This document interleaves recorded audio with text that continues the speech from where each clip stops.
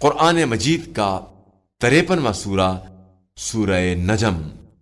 شروع نام سے اللہ کے جو بڑا مہربان نہایت رحم کرنے والا ہے۔ قسم ہے ستارے کی جب وہ ٹوٹا، تمہارا ساتھی نہ گمراہ ہوا ہے اور نہ بہکا، اور وہ اپنی خواہش سے کلام بھی نہیں کرتا ہے۔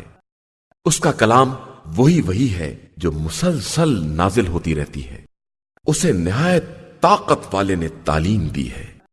وہ صاحب حسن و جمال جو سیدھا کھڑا ہوا جبکہ وہ بلند ترین افق پر تھا، پھر وہ قریب ہوا اور آگے بڑھا یہاں تک کہ 2 کمان یا اس سے کم کا فاصلہ رہ گیا۔ پھر خدا نے اپنے بندے کی طرف جس راز کی بات کرنی چاہی وہی کر دی۔ دل نے اس بات کو جھٹلایا نہیں جس کو آنکھوں نے دیکھا۔ کیا تم اس سے اس بات کے بارے میں جھگڑا کر رہے ہو جو وہ دیکھ رہا ہے؟ اور اس نے تو اسے ایک بار اور بھی دیکھا ہے، سدرۃ المنتہا کے نزدیک، جس کے پاس جنت الماوا بھی ہے۔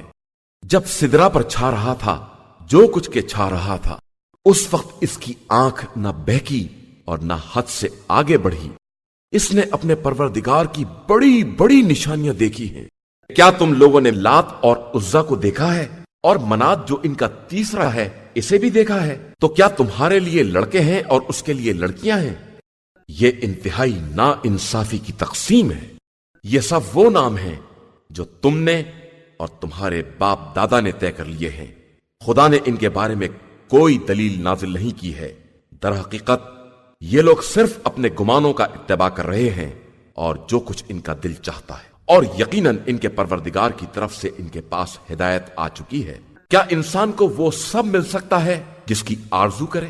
بس اللہ ہی کے لیے دنیا اور آخرت سب کچھ ہے۔ اور آسمانوں میں کتنے ہی فرشتے ہیں جن کی سفارش کسی کے کام نہیں آ سکتی ہے جب تک خدا جس کے بارے میں چاہے اور اسے پسند کرے اجازت نہ دے دے۔ بے شک جو لوگ آخرت پر ایمان نہیں رکھتے ہیں وہ ملائکہ کے نام لڑکیوں جیسے رکھتے ہیں، حالانکہ ان کے پاس اس سلسلے میں کوئی علم نہیں ہے۔ یہ صرف وہم و گمان کے پیچھے چلے جا رہے ہیں، اور گمان حق کے بارے میں کوئی فائدہ نہیں پہنچا سکتا ہے۔ لہذا جو شخص بھی ہمارے ذکر سے منہ پھیرے اور زندگانی دنیا کے علاوہ کچھ نہ چاہے، آپ صلی اللہ علیہ وآلہ وسلم بھی اس سے کنارہ کش ہو جائیں۔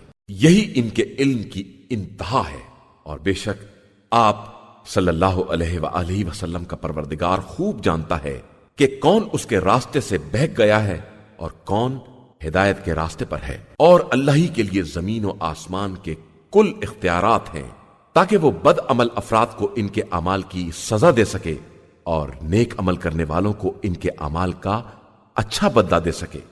جو لوگ گناہان کبیرہ اور فاحش باتوں سے پرہیز کرتے ہیں گناہان صغیرہ کے علاوہ، بے شک آپ صلی اللہ علیہ وآلہ وسلم کا پروردگار ان کے لیے بہت وسیع مغفرت والا ہے۔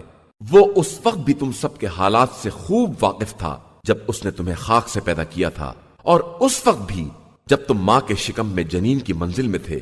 لہٰذا اپنے نفس کو زیادہ پاکیزہ قرار نہ دو، وہ متقی افراد کو خوب پہچانتا ہے۔ کیا آپ صلی اللہ علیہ وآلہ وسلم نے اسے بھی دیکھا ہے جس نے منہ پھیر لیا اور تھوڑا سا راہ خدا میں دے کر بند کر دیا؟ کیا اس کے پاس غیب کا علم ہے جس کے ذریعے وہ دیکھ رہا ہے؟ یا اسے اس بات کی خبر ہی نہیں ہے جو موسیٰ کے صحیفوں میں تھی یا ابراہیم کے صحیفوں میں تھی، جنہوں نے پورا پورا حق ادا کیا ہے؟ کوئی شخص بھی دوسرے کا بوجھ اٹھانے والا نہیں ہے، اور انسان کے لیے صرف اتنا ہی ہے جتنی اس نے کوشش کی ہے، اور اس کی کوشش عنقریب اس کے سامنے پیش کر دی جائے گی۔ اس کے بعد اسے پورا پورا بدلہ دیا جائے گا، اور بے شک سب کی آخری منزل پروردگار کی بارگاہ ہے، اور یہ کہ اسی نے ہنسایا بھی ہے اور رلایا بھی ہے، اور وہی موت و حیات کا دینے والا ہے، اور اسی نے نر اور مادے کا جوڑا پیدا کیا ہے اس نطفے سے جو رحم میں ڈالا جاتا ہے، اور اسی کے ذمے دوسری زندگی بھی ہے، اور اسی نے مالدار بنایا ہے اور سرمایہ عطا کیا ہے، اور وہی ستارہ شعرا کا مالک ہے، اور اسی نے پہلے قوم عاد کو ہلاک کیا ہے اور قوم سمود کو بھی، پھر کسی کو باقی نہیں چھوڑا ہے، اور قوم نوح کو ان سے پہلے کہ وہ لوگ बड़े जालिम और सरकश थे।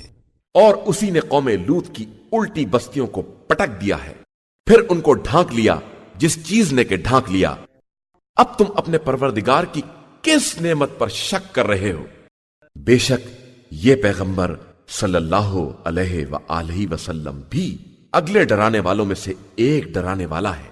देखो कयामत करीब आ गई है, अल्लाह के अलावा कोई उसका टालने वाला नहीं है। क्या तुम इस बात से ताज्जुब कर रहे हो और फिर हंसते हो और रोते नहीं हो?